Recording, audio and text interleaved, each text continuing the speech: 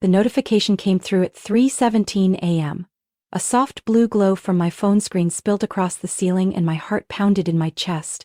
I blinked a few times to clear my vision, then reached for the phone. A message from American Express. Transaction successful, 2 business class tickets, New York to Florence, Italy, departure next Friday. Total $7,920. I nearly stopped breathing. 2 tickets? Not 1, not 3, 2.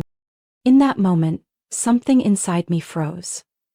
I was lying alone on the king-size bed Derek and I had bought 5 years ago, in a room he barely slept in anymore. I tapped the screen and opened the full transaction details. My throat went dry, my hands trembled so hard I almost dropped the phone. Passengers, Derek Whitman, Julia Carter. Julia Carter. That name hit me like a slap I never saw coming. She was Derek's PR consultant. The same woman who just last month had smiled at me across my own dinner table, wine glass in hand, probably flirting with my husband under the table while pretending I wasn't even there. I shot upright, no longer sleepy, no longer dazed. Only pain, humiliation, and a sharp wave of cold numbness crawling down my spine. I stepped out of bed, wrapped the blanket around myself like it could shield me from this reality. I walked barefoot downstairs, each step pounding against the freezing tile like an echo of the truth I could no longer ignore. The kitchen was silent. The ticking of the wall clock punctuated every second of a night I knew I would never forget. Florence. 10 years ago, that was where Derek knelt in Piazza della Signoria and asked me to marry him. And now? He was taking her there? Same hotel? Same journey? I opened my laptop and logged into our joint bank account. A few quick clicks and everything appeared under the harsh spotlight of truth. Plane tickets. A 5-star hotel in the city center. Dinner reservations. All under Derek Whitman and Julia Carter. There was nothing accidental about any of this. Every detail had been planned, every hour, every step. And yet just last night he'd hugged me goodnight. This morning he'd kissed my forehead. Said, "Board meeting today, might be home late." I didn't cry. The tears had dried up the last time I caught him lying about a last-minute work trip. Back then I told myself ridiculous things. He's just under pressure. Maybe it's a misunderstanding. I'm being paranoid. No, I wasn't paranoid. I knew exactly what I was looking at. I grabbed my phone, opened the Notes app, and typed one line. May 3, Derek and Julia, Florence, transaction confirmed. Evidence? 1. Saved it. That night, I didn't call. I didn't text. I just stood by the kitchen window, clutching a glass of cold water, staring out into the stillness of the dark, as if it might explain something. No one whispered Layla to me anymore. No arms wrapped around me while I cooked. No sense of being someone's chosen partner. Only one brutal truth remained. My husband was taking another woman to the place that once sanctified our marriage. And this time, I wouldn't stay silent. I wouldn't just watch. I was going to do something, not to hold on to him, but to pull myself out of the quicksand I had called happiness for a decade. I didn't ask him a word. I simply took screenshots, quietly compiling evidence, as if I were building a legal file, except I was both the victim and the prosecutor, preparing to flip the board. By 3 a.m. I sat alone in the living room, a yellow floor lamp casting soft light on the wedding photos on the wall. My face in those pictures? 10 years ago? Full of trust. That woman no longer existed. I opened my browser, went to Delta's website. My fingers moved without hesitation. Florence, March 17th, seat 4C. Right beside seat 4B, Derek Whitman. Windows seat 4A, Julia Carter. 3 names. 1 straight line, 1 confrontation with no exit. I wasn't going for a dramatic showdown. I would appear at the right moment, in the right place, and let them expose everything they thought I'd never know. Before dawn broke, I had completed 3 more things. First, I walked into the bank at exactly 9 a.m. that morning, using the excuse of needing funds for a personal project. I withdrew $15,000 from our joint account, just enough to avoid suspicion but enough for me to be financially autonomous. I opened a new account under only my name, with no ties to him, and requested all shared info be locked. Second, I scheduled a meeting with Teresa Connors, a college friend from Wisconsin, now an attorney at a law firm in downtown Raleigh. I said just one thing when I booked the appointment. I need advice on asset division, joint business liabilities, and possible financial misconduct. Teresa didn't ask more, just responded with one line. Wednesday, 3 p.m., bring everything. Third, I messaged my sister Becca, who works as an IT supervisor for a hotel chain. I asked if she could help me order a pen camera, one that records HD video and audio discreetly. Becca didn't question anything. She just replied with 2 words. Already done. That evening, when Derek came home, I was still cooking dinner. I wore my apron and gave him a faint smile as he walked through the door, as if everything were still normal. He kissed my forehead and talked about that endless meeting at the office. I nodded, slid the lasagna into the oven, but inside I felt completely hollow. I thought about Florence. I thought about how he would stroll with her across Ponte Vecchio, the place where he once promised to grow old with me. I thought about her lying on a 5-star hotel bed, the same one I had slept in during our honeymoon, calling it love. And I thought about myself, in that black dress he once said made it impossible to look away, sitting in seat 4C between 2 betrayers, like a living reminder. They never saw coming. The next day, I walked into my lawyer's office with a folder full of documents, bank statements, company invoices, transaction screenshots. Teresa skimmed through them without much comment, until she got to the business accounting. Then she paused. Why is there a transfer from the marketing fund to this auxiliary account? That's not a payroll account. I silently pushed another file toward her. Derek's internal financial reports. Mismatched numbers, blurred out client invoices. Teresa narrowed her eyes at me. Layla, do you realize what you've just uncovered? I nodded. It's not just a marriage anymore. This could be minor fraud if not internal laundering. I'll start preparing the divorce petition and supporting legal documents, she said. But if you want to keep this private, you'll need to stay ahead. I smiled, the first genuine smile I'd managed in days. I've already booked my ticket. I'll meet them on the plane. And when we land, everything changes. That night, the pen camera was delivered. I tested it. A small blue light blinked. Clear video, crisp audio. I slipped it into my handbag, the bag that wouldn't leave my side until that flight. I didn't know what I would see on board. I didn't know how they'd react when they saw me. But one thing I knew for certain. I would never again be the woman left behind in silence. Not ever. On Monday morning, I sat alone in my tiny upstairs office, the one Derek used to call my harmless art corner. Outside, a soft drizzle pattered against the window, and the smell of coffee from the automatic machine filled the still air. I opened the old laptop he had left behind after a business trip last summer. That was when I'd started sensing something wasn't right. Clumsy lies, meetings that stretched past midnight, the blank stare he gave when I talked about our daughter or the birthday party he forgot. It was then I installed internal email tracking software, the kind marketed to parents for device monitoring. I'd told myself it was to protect the family's finances. But today I no longer needed excuses. I needed truth.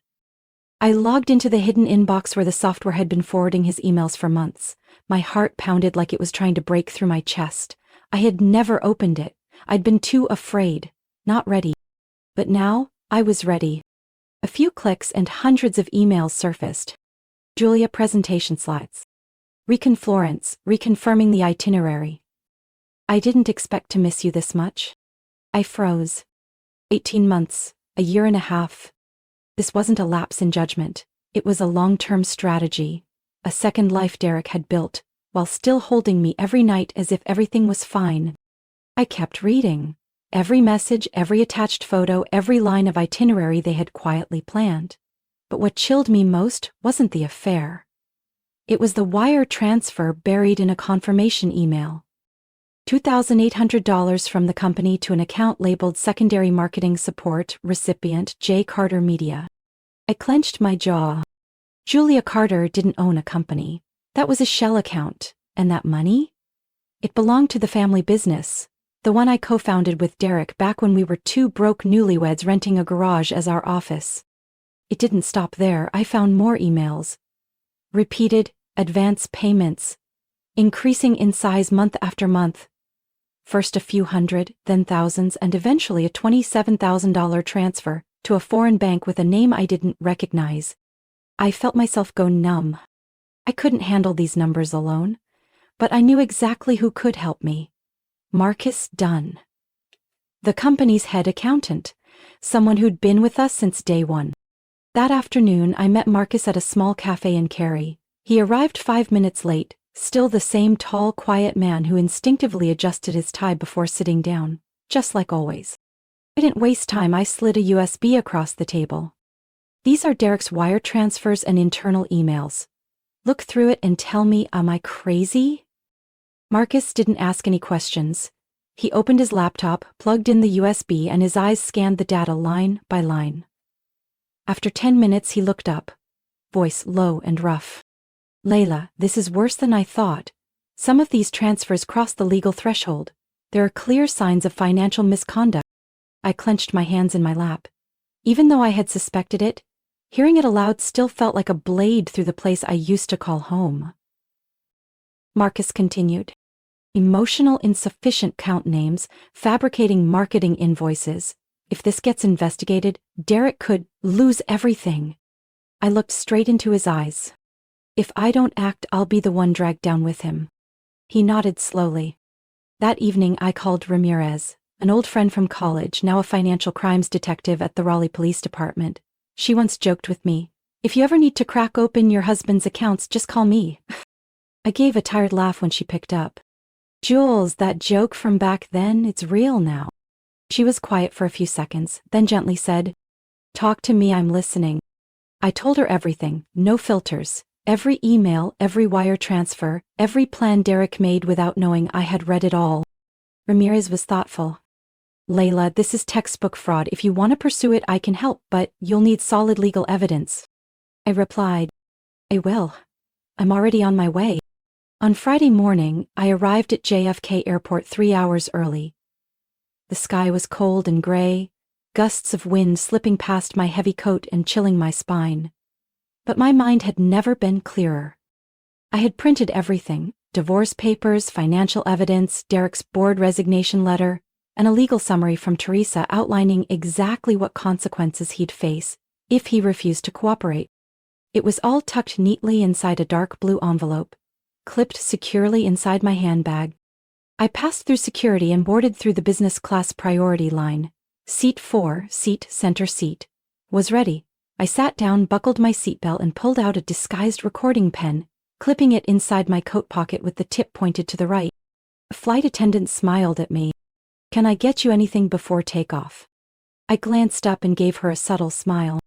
Champagne, please. I'm celebrating a new beginning. I took a sip. Lightly sour, cold, fizzy, nothing like the wine I used to share with Derek. Now I was here, alone, fully in control of a chess game he thought he was winning. 10 minutes before cabin doors closed, I saw them board. Derek wore a charcoal blazer, khaki pants, and walked with the same self-assured stride like the world owed him attention. Julia clung to his arm, dressed in a tight red dress, softly curled hair, and a beige Saint Laurent bag. The one I once complimented and he dismissed as a waste of money. I raised my champagne glass, partially covering my face. My heart was pounding, but my hands were steady. I wouldn't allow myself to flinch. They approached row 4. Derek bent down to check the seat numbers, then looked up, and locked eyes with me. He froze like he'd just taken a punch to the chest. His whole body stiffened. Julia hadn't even realized what was happening yet. I placed my glass on the tray and looked up, my voice barely above a whisper. Hello, Derek. He didn't answer, just opened his mouth, then closed it, then opened it again like he couldn't find a single word. Julia frowned and turned to me. In an instant, her eyes shifted. I held up my boarding pass. 4C, my seat. Small world, huh? Derek pulled her aside, whispering something urgently. She looked at me, then at him, then yanked her arm away.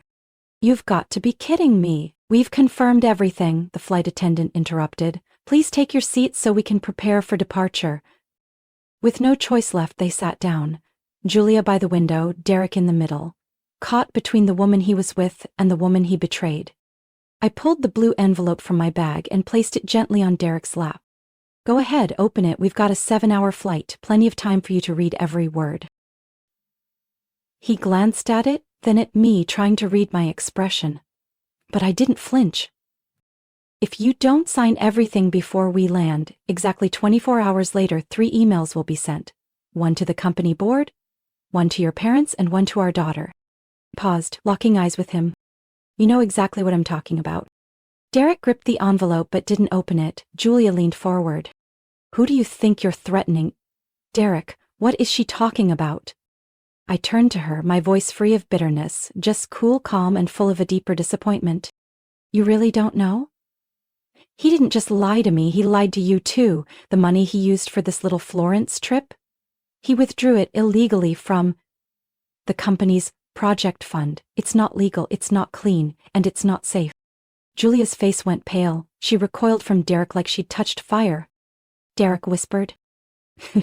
You can't prove that. I opened my phone and launched the email app, showing him the 3 draft messages set to auto-send. I don't need to threaten. I've already prepared everything. You just have to decide. Either sign or let everyone learn the full truth. He looked down at the envelope, then back at me. In there is everything. Your board resignation letter, divorce papers, asset division terms, and the financial report confirmed by Marcus. All signed by my attorney, and if you check your jacket pocket, there's a new pen. A recording pen. My gift to you. Color drained from Derek's face. Julia pulled out her phone, opened her messages, and without saying a word, slid in her earbuds. I leaned in, lowering my voice just enough for both of them to hear clearly. I don't need your redemption, I just need you to stop pretending. He lowered his head, and I saw what I'd been waiting for. A flicker of acknowledgement. No more denial, no more deflection. Just acceptance and defeat. I leaned back in my seat and finished my glass of champagne. The sky outside had turned a deep blue. The flight was just beginning. And so was I. The plane reached cruising altitude. Business class fell into quiet, just the soft rush of wind against the windows, and the faint clink of spoons against glassware. But in seat 4B, Derek Whitman's heart was pounding, his hands trembling as he held the dark blue envelope. I turned to the flight attendant. Could you please bring the passenger in seat 6D up here? She's a notary, we have a scheduled appointment. The attendant looked slightly surprised but nodded politely. Of course I'll notify her. Julia sat frozen, eyes fixed on the envelope as if it contained explosives. Derek exhaled sharply, beads of sweat forming along his hairline despite the cabin's cool air. Layla, why are you doing this? I know I was wrong, but this doesn't have to go public. I looked him square in the eye, my tone calm and level. This isn't about going public, it's about doing what's right. Someone should witness you taking responsibility for once. You thought I came here to beg. No, Derek, I came here to end this. A minute later she arrived. A woman with neatly tied brown hair, wearing a charcoal blazer, carrying a folder and a notary logbook. Is Layla Allen? Yes, these are the documents requiring signature verification. I pulled each form from the envelope and placed them on the fold-down tray table in front of Derek. The divorce agreement, asset division, financial report, board resignation letter, and verification of ownership for Emma's trust account. He stared at them like ashes of the empire he once built. If you don't sign these today, I said softly, this won't stay private. Julia shifted away from the seat, distancing herself from the papers like they might contaminate her. Derek swallowed hard, then reached for the pen I handed him. The one with a discreet built-in recorder. I reminded him, every word you speak, every line you sign, it's all being recorded. Just like you used to say when teaching me chess, always stay one move ahead. He signed. No arguing, no drama. Just a bowed head and one signature after another. As if each one stripped away a layer of the mask he had worn for 15 years. The notary verified each signature, quiet, precise, without a wasted word. When she finished the last stamp, she nodded to me and returned to her seat. I gathered the documents, slipped them carefully into a waterproof case and zipped it shut. I turned to Derek, my voice oddly gentle. You can keep the trip. I've changed my ticket. I'm flying home tomorrow morning. This? is my parting gift." He furrowed his brow, eyes locked on my face. "You're not staying in Florence?" I smiled. "With who? The man who used my money to bring someone else to what was once our place?" I turned to Julia. "Enjoy the trip if you still feel like going." Julia said nothing. She pulled out her phone, switched it to airplane mode and leaned back, eyes dazed, as if she were slowly waking from a fog. "Layla," Derek spoke again, this time quieter, like a whisper into a void. "I did love you, that never changed." I didn't respond, because those words should have been spoken 18 months ago, before the secret bank accounts, before the plane tickets with someone who wasn't me. I leaned into the seat, staring out the small oval window. The sky was sapphire blue, clouds drifted below the wings, the ocean stretched out beneath us. Ahead was Florence. Behind me was the truth. And in this space between, I wasn't trapped anymore. When the flight attendant returned, I said softly, "More glass, please." "Same. Champagne." "Yes, of course. Celebrating something?" He nodded, staring straight ahead. "Yes, the best reason there is." We landed in Florence just after 9 a.m. local time. I exited first, carrying a handbag filled with signed and certified documents. Derek and Julia followed behind. No hand-holding, no whispers. I didn't look back, but I knew their game ended the moment he signed. I hailed a private taxi straight to a hotel near the airport. Not the expensive Le Sireneuse they'd reserved. I only needed one quiet night to scan and upload the documents to my lawyer, confirm my new bank account had received the asset transfer, and formally close the case file. The next morning, I left Florence. Derek didn't. According to Teresa, Julia left him right there in the terminal at Charles de Gaulle Airport, not a word of goodbye, just 4 parting words. "I'm not part of this." She booked an urgent flight back to New York that same night. As for Derek, from what I heard, he returned to the U.S. shortly afterward, and lost his position at the company just 10 days later, after the board unanimously requested his resignation, and launched a full audit of past operations. His reputation didn't collapse because of a public scandal, but through a silent unraveling.